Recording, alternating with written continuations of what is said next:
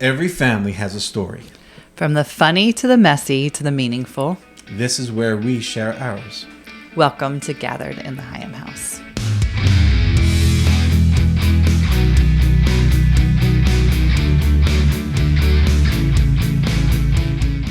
Welcome to Gathered in the Higham House, a podcast where faith meets family and real life happens.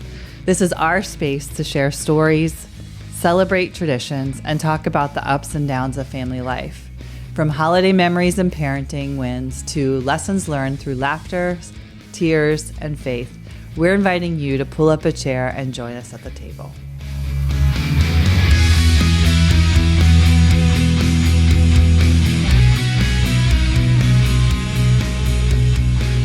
Okay, Jay, would you rather eat in or eat out at a restaurant? I'm gonna go both. I knew you were gonna say that. I can go both ways on this, because for me, I love cooking and being able to be at home and to be cooking. I don't have a problem with that. I like doing that. I like trying new things. I like right now we're learning how to totally master steak. So yeah, I'm loving that. That's true. I've pretty much nailed the breakfast world, which I'm super excited about. And I love that. We do breakfast Truly pretty well. Love that. That is a gift. And yeah, so I love that. So eating in, not a problem. But I do like going out because a chance to go out is a chance to try something new that will then helps me bring it home and want to try something else. But there's a danger in eating out that you don't have when you're eating in. And that is ordering something that is not worth what you're paying for it. Yeah. And I don't like that. When you go out there and funny. you order something and it's like, this is not living up to the cost. Right. This doesn't look good. It's not enough. It doesn't taste good. And then you're out. And I don't like that. So, yeah. And for you? Yeah, I'm in a phase where I do enjoy eating out, because I think I spent 20 or 30 years making meals for everyone, for a family of 7, and it's a lot of work. Yeah, it's a lot of work. It's a lot of work. So I'm enjoying having a little bit of freedom doing that. Yeah. And eating out and just trying new places. And we're in an area where there's a lot of different kinds of restaurants now. That's where true, we Steve. did not have That's that true. before. And so that's been really fun to explore different ethnicities in their restaurants. So Yeah, that is true. Yep. Yep. And to make all things fair, like, you were cooking for 7 Yeah. all the time. Yep. Like right now, I enjoy cooking because it's just a small group of us right now. Right. And there's not the pressure of like, we got to get a meal on the table and we got to go to basketball practice. Yeah. So we're not here and there. We've got time now. Yeah. It's a little different season. It's a little different season. It's good. But we're not here to talk about food, at least not at this juncture of the podcast. Right. We'll probably talk about food later on. No, we're talking about family. In fact, we're talking about parenting this week. We're talking about real life parenting. And we've kind of had this progression happening here on the podcast where we started by introducing ourselves. Mm-hmm. Who are we? And then episode 2 is all about family. And so this week, it's parenting in real life. And so welcome to episode 3 of Gathered in the Higham House. My name is Jay, and sitting with me at the table is, as always, my bride, Amy. Hello. And we are Good excited evening. to welcome you to the table. So we're dealing with parenting in real life. We're looking at parenting wins and the lessons that we've learned. And in a few episodes, we're going to come back and talk about parenting fails and the lessons that we've learned. Yes. Let's celebrate the good first. Yeah, let's do it. Let's get started and get into this. Parenting wins. I'm excited about this because I think this is going to be the first time that we actually get into some really good content that I hope is encouraging to our listening family. So get us started. What's a recent parenting moment you felt really proud of, Jay? A recent parenting moment. We've had a couple of them lately. And I think it's because we're in the season of our kids beginning to like launch. And with that, of course, is graduations and then the weddings and all those things. And, you know, we just spent some time this summer with friends and having them, you know, see our kids and then just hearing them talk about our kids. Like, it's just been a time of some real, like, proud dad moments. But it's not just now. gosh, I go back to when they were in school, just, different accomplishments. But I think now, it's the weddings. It's watching our kids launch, venture launch into well. adulthood, and launch well. That's Yeah. probably the big thing there, and that's kind of where I am. Yeah. And I love that it doesn't look like everybody else. I love that our kids launching doesn't look like that is true. And I just feel like they're living what God is calling them to, and that's true. really fun to see. Yeah. And we'll talk more about like the weddings and specifics in later episodes. Yeah. But like, it's just when you see them adulting well, it's been humbling, and yet yes, you feel very proud of what they've become. And what's also been interesting to me is learning from them as they learning from them. Yeah. So that's been, we'll talk about that. That's true. Yeah, that's fine. What was a time, or when was a time when you thought, hey, maybe I'm doing this right? Like the whole parenting thing. Yeah, I think when they were younger, I feel like I had the more practical things. We were crazy blessed with kids who slept well through the night from the beginning. I mean, we worked on training them, and I think it's both. I think it was consistency of us being consistent in training them, and yet also God's goodness of giving us babies that slept too. I think it's both. And so I think I definitely had moments then when I was like, I got this, I'm doing this right. Yeah. No, I think that for was sure. When they were younger. I think now, when we watch our kids do the right thing, when no one else is doing the right thing, and they are okay being different. I love that. Yeah. I love that. Yeah. Yeah, and I think for me, looking back at, watching and watching them grow and raising them, and we think about when was the time we felt like maybe we're doing the right thing. I think part of that is watching them do the right things. I know I've always appreciated like our kids making good choices. Yeah.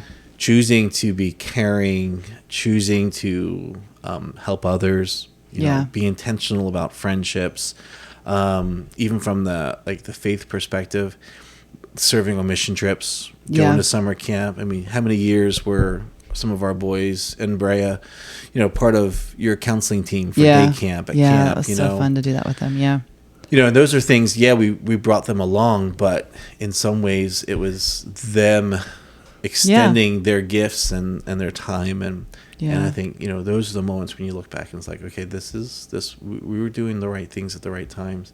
Yeah. And then I look even now, the fact that they are launching and they're launching well, and they're doing well in their careers, in their work. Yeah. They work hard. They're being recognized for that that hard work. They're showing up. They're being good employees. They're taking care of what they're being given to do, and that's evident in how they're doing at work. Yeah. Bonuses, promotions. Well, and just we've had a chance to at least meet 2 or 3 of our kids' bosses, and what they've said to us about their work ethic. And I feel like that has been so fun. And I can honestly say during their high school years, we do still have one in high school, but for the boys especially, I often wondered, like, are they going to be okay? I mean, we always wonder that. Are they going to be okay? And but looking back now, I'm so proud of how they made choices. They were better than I was in high school as far as making good choices and being okay with not joining the crowd of people that were doing things that were not great. Yeah. And I'm not saying they were perfect. None of them were. But overall, we didn't. They made wise choices, and I much preferred the call at 11:30 because they blew a tire out. Yes. And they needed to get rescued from the side of the road, and so it was gathering the other brothers to go and rescue. Yeah, we had a season of that. As opposed to like, Dad, I'm at a party, right? And I need you to come. Right. Like, we'll do the road rescue. Yeah. Far more than we would do the other one. Well, we would rescue the party would rescue too, for but sure, but yeah. Yeah. So what's something that maybe one of the kids have said or did that has made you feel like your parenting efforts have paid off? Yeah, I think just recently, I think 2 or 3 of the boys have said at different times, and they don't know that the other one has said things, but they have made comments about their sister, about how just like going the extra mile with them, with her, trying to love her well. And that has been really sweet for me. And no one else knew that they had said that to me. But just recognizing that, like one of them said, hey, she's the only one going through high school by herself, you know, and just being sensitive to her and really genuinely caring for her. 'Cause they're all off on their own, and she's, you know, she's here with us, and she is in a new high school all by herself, you know, and she doesn't have the security of her brothers, or a sibling to come home and talk to about. But they are going out of their way to reach out to her and without us saying anything. So I feel like that is, yeah. That's I was amazing. talking with somebody. This is kind of a little side trail, bunny trail, whatever you want to call it. I was talking with somebody, and we were talking about just how she has been adjusting to being in a new place, new school, you know, all these things. And I said, you know, it dawned on me earlier this year, and I think I talked with her about it. I'm like, this is the first time that you're the only Higham at that school. Right. You're blazing your own trail. Right. You're not following your brothers. There's no history for you to have to, you know, rise to, or, you know, there's no bad history that you have to overcome. Like, you are the first and the only that will be in this school. Right. So you get to shape your story. Right. And I was saying to somebody else, and I'm pretty sure I had that conversation with her, and I was like, just what an opportunity to be like that. And so to hear the boys come alongside and say, you know, she's doing it, and we're going to celebrate her doing it. I think it's awesome. I think of, you know, when I'm looking at our kids, and we're talking a lot about them as adults now, but for me, as they are becoming adults and they're living more and more independently, when they recognize, and you said this, when they recognize the differences that they see between themselves and their coworkers, not that they're like pulling them apart and saying this person's a horrible person for whatever reason, but they're at least acknowledging, hey, there was something about how I was raised that has shaped who I am now, and that's making a difference. Right. And so when I hear those things, that takes me back to, okay, some of the times when we've had to say no, or some of the times when we had to say deliberate yeses, or get them to do something they weren't really excited about doing, like all of those things that we do as parents, the goal is to see them as productive, independent, Jesus following adults. At least that's our goal. Or setting the example that, or the precedent that when you're 15, you're going to get a job, you know, and you're going to work and you're going to start paying for some of your expenses. And now they're thanking us for that, because they see so many kids who they don't know how to work because they weren't told to work. They weren't told to work, and everything was paid for them. And so they're recognizing the difference in that. Yeah. So I know, as we talk about, you know, a lot of these questions that we've come up with, we're in that perspective of having young adults, but we're at this place because we were intentional when they were younger. Yeah. And because of God's goodness. We'll talk about that in a few seconds here. I want to say that. I think we were good parents, but I think God's grace is greater. Yes. Amen. And we'll definitely get back into that definitely, in a few seconds. It was definitely about him. Hey, what are some small wins that we've celebrated? Maybe we've either you or I, we together. What are some small wins that we've celebrated lately that maybe others might overlook? Right. I think watching all 3 of our married men love their wives well, doing, and especially doing sacrificial things for their spouses intentionally, and making the comments that like, yeah, marriage is about laying your life down for your spouse, and just as, Christ laid his life down for us. And yeah, just to have that wisdom early on is amazing and encouraging, and definitely a win that we're celebrating. Yeah. Yeah. Yeah. And it is fun to be in this season. And, we've joked a lot about counting down the days until they were out of the house. You've joked about that. You've joked about that. I've cried about it. We're counting down for Brea. It's happening. No. But yeah, and there are things that I think that we have recognized are worth celebrating that I think many parents don't think about or want to recognize. Like even as Brea has chosen, where she wants to go to school. Mm-hmm. She was desiring a place where she could be herself, and really drove the conversation about wanting to go to a private Christian school. Mm-hmm. And as much as we wanted her in public school, she was the one that kind of, took the initiative and said, hey, let's pursue this. Can I go and see it? Mm-hmm. And then to see her find her community, to see her find peers and do well. And like, I don't know that everybody would recognize the maturity in their child from making these type of decisions, because they were harder decisions. You move, you start a school, it's not working, and you want to start another school. Yeah. Like, how many kids do that? Right. And she was like, no, I need to find a better space. Yeah. I want a better space. Right. And she was willing to step into that. Right. Yeah. How has your definition of a parenting win changed over time? Yeah, I think we need to define the parenting win first. So how would we define a parenting win? What is a win? Well, for me now, it is seeing our kids move towards Jesus. Like that's a parenting win. In the beginning, I think a majority of my parenting goals were more American dream goals. Like, so, okay, I'll do it.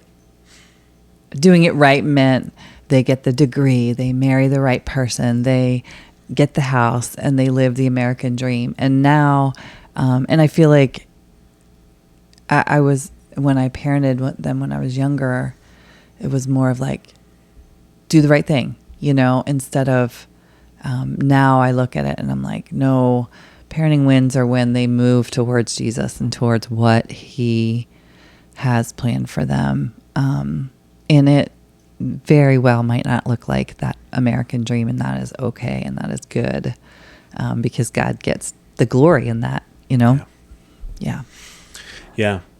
Yeah. I think having that spiritual idea that those goals, I think I think that's primary. I think as parents, we need to establish that our goal is to point our kids towards Jesus. Mm-hmm. That's biblical. That's what we're called to do. And I think as we pursue that, I think it's also recognizing that there are wins that are big, and there are wins that are small. I think there are wins that are based on life stages. I think there are some more practical as well as the spiritual. Right. And so I think whereas as parenting is, I think your first goal should be pointing your kids towards Jesus. I think there's space following that where we can say, okay, let's recognize these other practical wins. So like as infants, it's getting them to sleep through the night. As toddlers, it's potty training. They go off to school and they're making friends and they're doing well. Like those are the little practical things, and they're important too. And I think we need to take time to celebrate those things.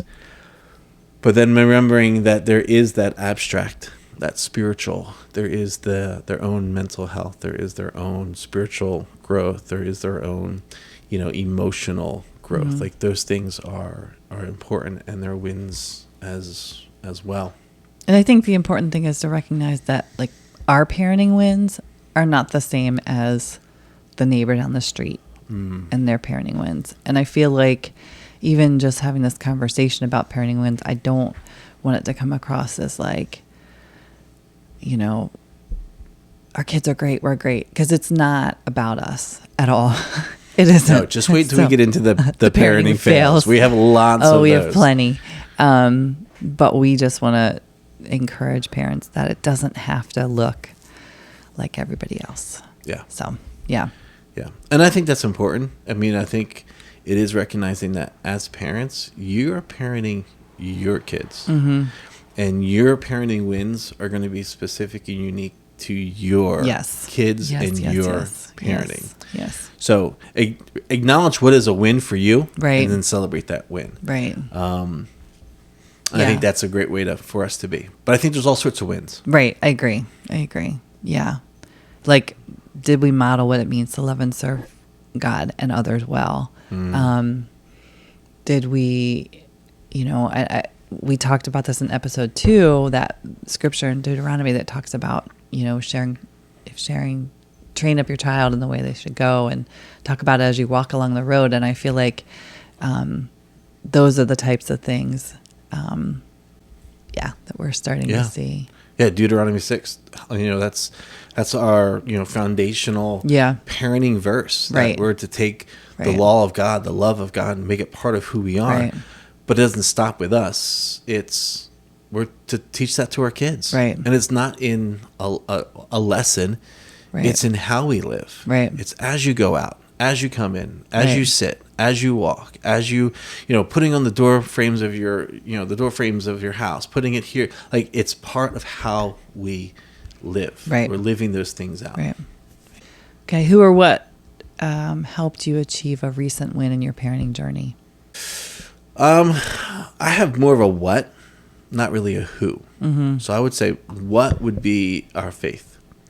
I think as I think about our parenting adventure, our journey, it really, for me, has come down to learning how to trust God with our kids. Mm-hmm. And that was a huge step. And I'm not even sure I remember when it actually clicked for me that it wasn't as much about me as it was about what God was doing in their lives. Mm-hmm. But I know for me, there was a huge kind of like awakening when it was like, it's trusting God with our kids. And knowing that the plans that he has for them are not necessarily the plans that I may have for them. Yeah. I mean, that's the light bulb, big idea moment. Mm-hmm. Like you said, the American dream, wanting to have our kids with the right education, the right degree. Like, yeah, I'd love for my kids to do certain things, but it was that moment, and I wish I could pinpoint exactly when it was. It may have been when Logan was getting ready for graduation. Like, it was just that moment of recognizing he's not going to choose the path that I would have chosen for him. Mm-hmm. Instead, he's choosing the path that God has put for him. Mm-hmm. And so God's plans aren't necessarily my plans. And so coming to that place and just trusting God with that, I think has been a huge part of how I've been parenting these latter years and I think it's a good transition. Like, when they're kids, we're all about ruling them. Mm-hmm. Right. We're putting them to bed. Right. We're getting them up. We're telling them what to wear. We're telling them where to go. But at some point, that shifts, and now it's about their choices and their wants. And that's when you have to begin letting go. And for me, it was faith. It was trusting that God had a better plan for our kids than I did. Yeah. Yeah, that's big. It's huge. Yeah. I love it. How about this? Let's think about that in the idea of like routines. So what are some maybe routines, some rules, some rhythms that actually worked in our home? What were some things and some times that actually, helped us? Yeah. Okay. Well, we've already talked about devotions. We weren't awesome at that, but there were seasons that we did. We had rhythms of seasons that, like Advent and Lent. Our background was more of a liturgical style calendar church year, and we definitely found some resources to really point them to the reasons for the different seasons. And that was I think it was something they looked forward to, even though sometimes it seemed painful to get through it. But I think that they would tell you, we'll share some of those things that we did because it was really fun now looking back. But and then there were other routines and rhythms like, we were pretty structured, but also allowed a lot of playtime during the day. When they were little, I was pretty structured in like what our day would look like, as far as playtime and meal times and nap time. And so there were definitely rhythms that worked for us that way. And I think it's a matter of being intentional about that. Because we wanted their bodies to get the rest that they needed so that their brains could grow properly, all the things. Yeah. And we wanted them to be, I remember thinking, we wanted them to be a blessing to other people. We didn't want them to be the kids that people were like, oh boy, here come the Higham kids, like we wanted them to be, And so whatever. Well, I'd go back to what you used to pray with them when they went to school. Yeah. Like you had a specific prayer that you prayed for the kids as you would drive them to school. Still do. And still do. Yeah. And what is it? Yeah. I pray every day that they would be a joy to their teachers, and that they would be kind and considerate to their classmates, and that the light of Jesus would shine through. And so it's been so fun to see God answer that and come back and have teachers say that to me in their, almost every year I have a teacher come, randomly say, she's such a joy to have in our class, or he is such a joy, or whatever. And so I don't know how we got on that tangent but that was part of our routine. That was routine. That we intentionally prayed with them before they went to school. So routines have that. It's not just like a calendar structure. It's 9 o'clock. We're doing this. 10 o'clock. We're doing this. It is a rhythm. It is that practice of these are things that we do with intention because we trust that they're gonna bank things for later. Right. So praying, as you're taking the kids to school in the car before dropping them off, like intentional prayers for them to be a certain way. Like I think those things are part of that rhythm. Again, do Devos? Awful. But were there seasons? Yes. And do we capitalize on those seasons? Boy, I sure hope we did. Back to school routines. It gave us that structure again, from the whimsiness of summer to, bedtimes and meal times and boundaries and all that good stuff. Even using things like chore charts and household responsibilities and things and expectations that we wanted our kids to do. Like those things help provide for our kids the structure that we wanted them to have, but also that we hope would benefit them later in life. Right. And just balancing out that they were part of our family and that we were all going to pitch in. And some days that was really fun and other days that was really painful to implement that chore chart. But they knew it. They knew what their responsibilities were. Looking back, I think we'll talk about that another time, but just, That's good. Yeah. So let's kind of pivot a little teeny tiny bit here. I like this question. It's a hard question. Do you want to ask it? I'll ask it. Yeah, I'll ask it. How do you celebrate or acknowledge wins as a family? Yeah, so this is one that I do wish we would have done a little better with. We definitely celebrate it. So like I remember, as the kids got their driver's license, there was celebration there. Birthdays were big milestones. There were certain birthdays that we had parties for. And there were other ones that we just did as a family. The balloon fairy always showed up. I was just going to say, there was like the balloon fairy. This was a great idea that has turned into the nemesis of birthdays. Okay, so let's share what the balloon fairy is. That's part of a rhythm and routine that we did. Oh my gosh, it was such. I think so. We started it with the very first with Logan. We did. We started at his first birthday, and then found out that he was terrified of balloons. So that was really fun. That was a parenting win and fail. But what did we do? We before they would wake, we would fill their rooms with balloons in the morning. So when they woke up, we would be like, the balloon fairy came to celebrate your birthday. And it wasn't just like 5 balloons. No. Like there were years that you Yeah. Yeah. The balloons inflate it. filled the room. Yes. And it was, not helium. It was us blowing them up which as we had more kids, we're like, why did we ever start this? But I'm pretty sure our 17-year-old was pretty happy this morning when she woke up with balloons in her room. So, yeah. Birthday milestones. Yeah. Again, sometimes we did it here. Sometimes we did it other places. I think with grades and various school accomplishments, I remember even the grandparents, if they got all A's, I would make sure I told them. In the mail. But we also would say, okay, end of school, great accomplishment. Let's go out and eat. Stuff like that. We did those type of things.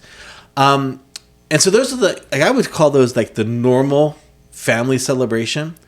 But there are times that I wish we were more aware of, and that is probably the life stage milestones to celebrate. Yeah. And I remember, beginning to hear about some of those crossover moments later with our kids.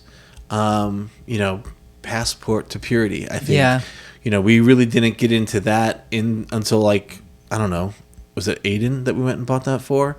So we already had 2 kids went through it, and I never even used it. Mm-hmm. We bought it, we had it. It's still sitting on one of our bookshelves somewhere, all wrapped up, never used. But I remember, hearing some, guys talking about what does it look like to be good dads, to be good husbands, to be men. And one of the things that they often talked about were these rites of passage that we would do with kids. And as I think about things that I wish we would have done something differently, I wish we would have been a little bit more aware of those and taken a more advantage of celebrating those type of moments. And I'm not even sure what we would have done, but as I think about celebrations, how do we acknowledge wins? Having your kid become a teenager is a big deal. Mm-hmm. We should have celebrated that differently. Having them become 16 or 18, we should have done something about that. Not just the traditional birthday party or whatever it is. So I know for me, looking back as a dad, I wish I would have done a little bit better in that. This is supposed to be about wins. But that is. But those are those things that if we celebrate or acknowledge them, I wish we would have done a few of those things differently. I agree. Yeah. I mean, what would you add to that? Yeah, I agree. I struggle with that question. I think other than celebrating, the routine. Right. And I think every family can say, oh, we celebrate birthdays. Well, maybe not every family, but for the most part, we do those little things. Right.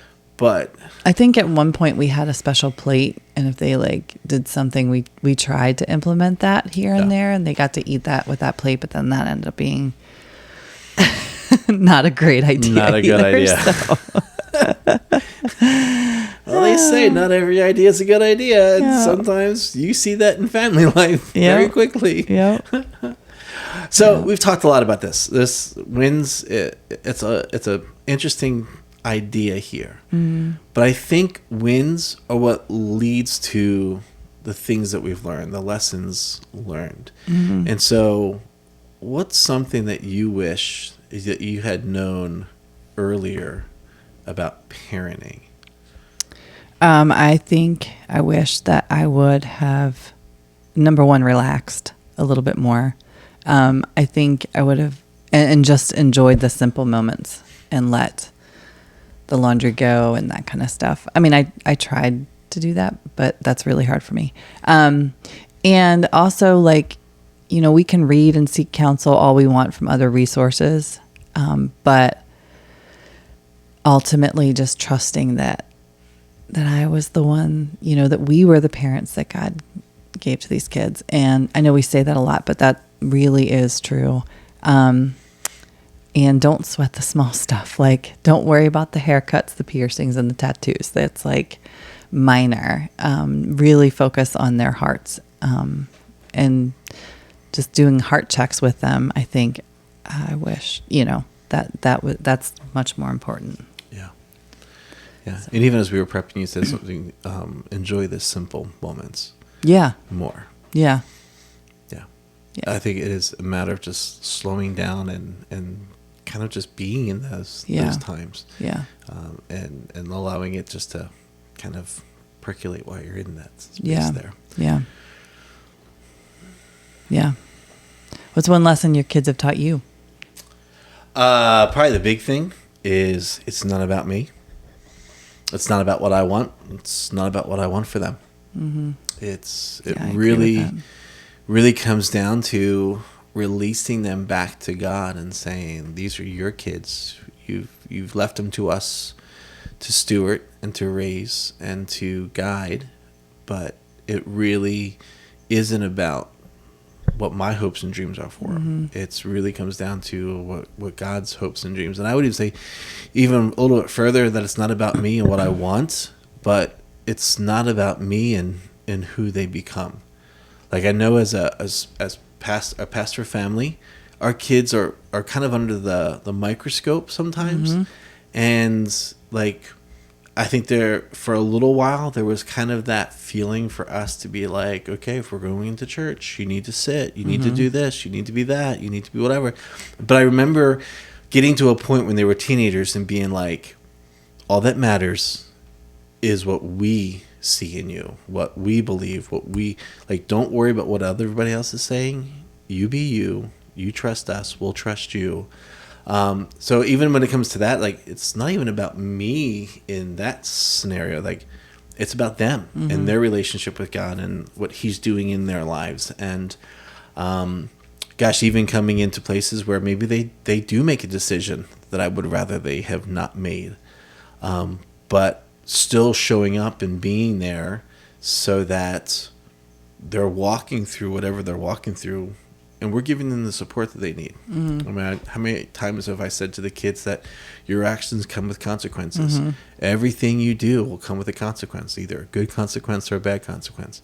And while there's grace and forgiveness, there are some consequences that don't go away. Like, they are a part of your life. And so it's learning how to make choices and do things knowing that there is a consequence coming. And if it is a negative consequence, then how do we live with it? What does that look like? So, I mean, I think that's one of the big things. It's not about me. It's about God's story in their lives. Yeah. How would we balance grace and truth when parenting with our kids? You know, in the church we talk about high grace, high truth, but as from a parenting perspective, what do you think that looks like? Yeah, well, I think you really modeled that well for us, for all of us. And I remember one time one of our kids, and they were little, did something, and I was like, they need to be punished. You know, they need a consequence. And you looked at me and you were like, nope, we need to teach them what grace looks like. And so, and I don't think growing up for me that I ever really heard that. You know, there was always a consequence when we did something wrong. And so there was a level of like fear. And I feel like when you said that, it changed my whole perspective on like, oh yeah, we do need to teach them what grace looks like too. Like God has given us so much grace. And I'll never forget that moment. And I do forget what they were doing, but I'll never forget your response because I was so passionate about like, no, they need to be punished. They need a consequence. And you're like, nope. I think I remember the moment, and I think I remember the kid, but we're not going to dive into what it is or who it was. But I think I remember what you're talking about. Yeah. But yeah, and I think for me, like, I mean, we want our kids to understand what grace looks like. And while we're talking about grace, it's not without truth. So, like, as you take into account, like, yes, there's going to be a consequence, but the consequence is based on grace and truth. Yeah. So, you know, we may say, oh, there's forgiveness, and the consequence may be one way or the other, but it doesn't eliminate the need for truth. It's still acknowledging whatever that one thing was that maybe they did wrong, poor decision, did something they shouldn't have done. Like, we still acknowledge that. It's not just saying, oh, they messed up, okay, whatever, move on. Like, it has to be grace, but it has to be with truth. That conversation of what's happened isn't cool. Yeah. And I remember you saying that. I remember you having that conversation with the kids. So, yeah. All right. Well, let's talk about some things that maybe we can take away from all this. We've talked a lot about, where we are with our kids now being older and looking back. We've talked a lot about, establishing certain rhythms, certain practices and habits, all to kind of get us to this place. But let's think about more of like if we could give some type of advice, a piece of advice to new parents, what would we want to share with them? Trust your instincts. Trust that that God has given you your children for a reason, and you can trust God with them. I mean, He's trusted you with them, and you can trust Him with your parenting, and that there's always room for grace, like always. And God is so gracious and forgiving. I think sometimes we put too much pressure on ourselves to get everything right. Yeah, no, I agree. Yeah, and I think there's this pressure to strive for perfection, and I think there's an opportunity for us. Yes, we want to do the right thing, but I think in that striving for perfection, we can totally go over the hill. Like we can go too far in wanting our kids to act and behave in a certain way, almost to a point where we push them in the opposite direction. At the same time, I think there needs to be a space for us to say when we do mess up, that we don't carry the guilt and the shame with us. Like we have to learn to forgive ourselves. And so, young parent, as you are parenting your kid, you're going to get a lot of things right. You're going to get a lot of things wrong. Don't let the wrong beat you down with all the things you didn't or should have done. Right. Like part of trusting God and trusting the story that He has for your kids is recognizing we play a small part in this. Yeah. Yes, we train them up. Yes, we show them what it is to love. Yes, we want them to do all of those things. But we are broken people who make mistakes, who are trusting, leaning into the grace of Jesus to get us through the day. We have to allow ourselves that opportunity. We have to allow ourselves to be forgiven and not carry that guilt and that shame. Because I don't think it helps us become better parents. I think I think it hurts us. And if we're going to talk and preach grace, I think as parents, we need to live into that grace for ourselves, for each other. Like, gosh, there's things that you've done as a mom that I maybe haven't agreed with when it comes to discipline. I know there are things that I've done as dad that you would like, why did you do it that way? Right. But we have to trust each other. Right. We have to give each other grace. We have to extend forgiveness to one another. So I think trusting God, trusting that His love, His will, His purpose for our kids is greater than our love, our will, our hopes for our kids. And allowing that to kind of be what frees us. Yeah. I think that's what helps make parenting, I don't want to say enjoyable because that sounds weird, but fun. Like, I've enjoyed being a parent because I've tried to balance that perspective of being obedient to God, but still trusting God, giving grace, but still holding on to truth, wanting something great for our kids, but letting God's story for our kids outshine. Yeah. I love it. Yeah. So good stuff. And this is just a small part of it. Like for all of the good things that we can pat ourselves on the back for. I feel weird starting with the good because I'm like, boy, there's way more coming. Wait till we do You'll really see parenting God's real life failures. We're going to have lots to talk about there. Yeah. But we do hope that this episode in some way encourages you. And we want to say thanks for listening. Our hope in doing this, again, we want to share our story. We want to share what God has taught us, but we want to encourage families to embrace the story that God has for their family. So thank you for coming and joining us at the table, being part of the conversation. Join us. Send us your questions. We would love to to interact with you. And so if you go to the website, there's a space there on the podcast page where you can submit your questions. Questions are welcome. We'd love to hear from you, and we'd love to try to tackle those comments and thoughts that you have. And since we mentioned the website, visit us, lifeinthehigham.com. We'll continue to share various life lessons through blogging and vlogging, and of course now the Gathered podcast. You can find us on YouTube at Life in the Higham House. All of our social media, Life in the Higham House. All right. Well, thank you for being here. This is Gathered in the Higham House. We'll see you next time. See you later. Thanks for joining us today in the Higham House. If you enjoyed the conversation, be sure to subscribe, share it with a friend, and join us again as we gather for more stories, laughter, and family life. Until then, may your home be filled with grace, joy, love, and Jesus.